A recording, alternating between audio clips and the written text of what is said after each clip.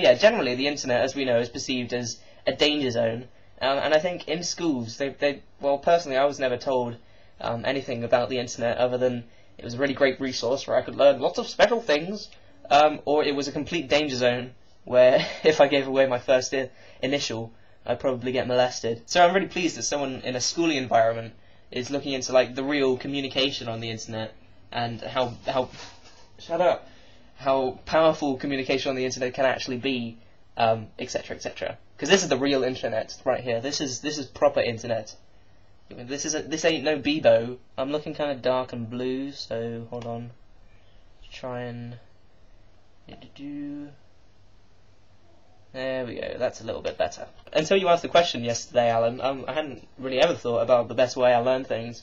But after like spending a day thinking about it, I think I'd probably learn best from doing. The scientific term is kinetic learning.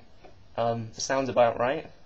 Might be wrong, I don't know. I came to this conclusion because of what you said about people learning editing skills by watching videos on the internet. And I was just thinking about, because I just got brand new editing software, I was thinking, how did I learn how to edit on that? The majority of learning I've done is literally just playing around with the editing software and learning how it works and learning all the bits and bobs and just trying it out. So learning by doing, not even having to be told what to do, just getting in there and doing it. And I think I like doing that, just trying to teach myself how to do things by just getting stuck in.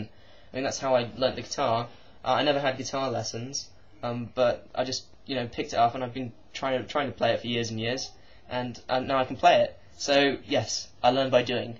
Thank you. I'm very, very glad that you decided to watch the episode of Doctor Who while you were filming your video, because the reactions that you gave were just priceless. I just love that video so much. Thank you very much for watching it. I love you too. On this channel, Alex, and in that video in particular, you do a lot of swearing, which isn't something that I mind personally. I know some people don't like it, but personally I think it's hilarious. And when I watched your video on Wednesday, I mean, I've told you this already, but I'll tell you again because it's quite funny. I watched that video like while I was having dinner.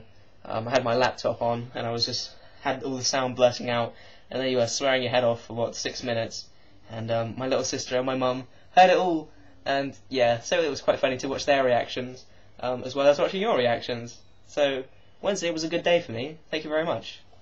Todd. Todd. So people left you little comments about what Doctor Who was, Mr. Todd, and I've decided that I'm going to tell you what it is as well. I hope you're ready for this. It's basically a British sci-fi series that's been on since, I don't even know when, forever, basically. They stopped making it, and then in 2005 they decided they were going to start making it again. So this is kind of the modern version of a really old sci-fi show. The main character is a character called the Doctor. Throughout the series he never says his real name, he just calls himself the Doctor. And this Doctor is an alien. He's called a Time Lord, and he can travel through time and space in his spaceship called the TARDIS. So yes, this Doctor travels through time and space, having various little adventures. He's 900 years old, and so far throughout the series he's died 9 times. But when he dies, what happens is he regenerates every cell in his body, and he basically becomes a new man. So so far there have been 10 different people playing the same character, the Doctor, and every time he dies he regenerates and someone else gets to play him, which is quite cool. And the person playing him at the moment is a guy called David Tennant, who is brilliant. I agree with you, Alex, that the show is pretty hit and miss. If it's bad, it's very bad, but kind of funnily bad, I think.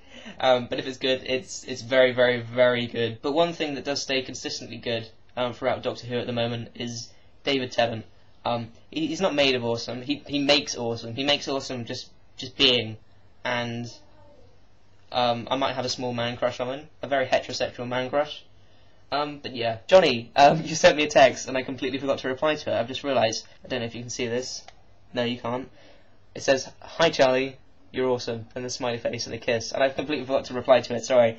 But you're awesome as well. Ah, yay! And I love your video so very, very much. It was equally as good as Alan's. I do not favour any of my guys. Never. You're all perfect in your own ways. I'm just gonna go. Goodbye.